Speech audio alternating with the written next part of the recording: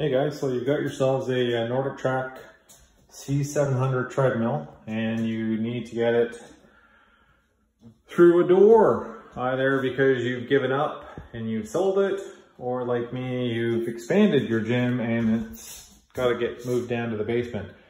There's actually a really easy way to do this and I'm going to walk you through it. All you're going to need for tools is a little Phillips, recommend a 14 millimeter ratchet, and there is one tough guy that you ideally have a crescent wrench for.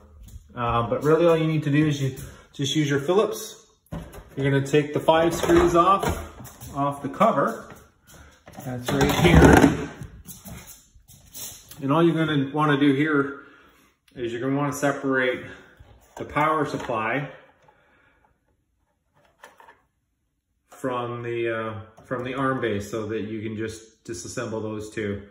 And it's really easy. So you take off the cover.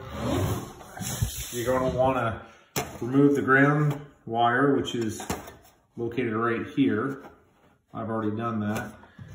And then what you're going to need is a flathead screwdriver, because you're going to need to take the flathead and pry the grommet off here.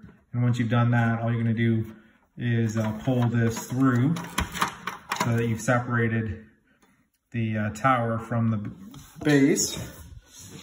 And then on the C700, you're going to lift up your little boot here and you're going to slide this other little cover over and you're going to expose 4 bolts.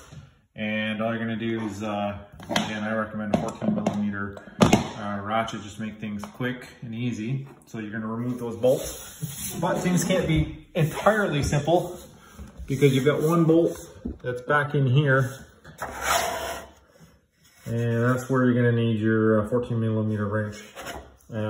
Fortunately for me, this is a little ratchet wrench, so makes things a little bit easier. But once you've done that, just separate the base from the tower, fold down the treadmill itself, and Bob's your uncle.